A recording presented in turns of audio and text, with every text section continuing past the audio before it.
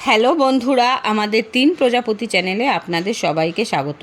আমার কাছে এইরকম একটা কাটা পাইপ পড়েছিল। প্রথমেই আমি এই পাইপটাকে ছিদ্র করে নিলাম। আমি গ্যাসের স্ক্রুড্রাইভার গরম করে ছিদ্র করে নিয়েছি। আপনারা এই কাজটা তাতালের সাহায্য করতে পারেন, আর এই রকম বোতলেরও ওপরে ছিদ্র করে নিতে পারেন। তারপর একটা টবের মাটি ভর্তি করে ঠিক তার মাঝখানে পাইপটা বসিয়ে পাইপটাকেও মাটি ভর্তি করে তুলতে হবে। তারপর এতে পর্তুলিকার ডালগুলো কেটে বসিয়ে দিতে হবে। 15 দিনের মধ্যে আপনাদের পাইপের পুরো পর্তুলিকায় ভরে যাবে।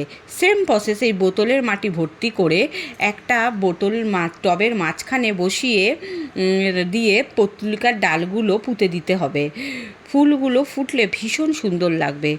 অল্প যত্নেই আপনাদের ছাদ বাগান অপরূপ সুন্দর করে তুলবেন এই রকম পর্তুলিকায়।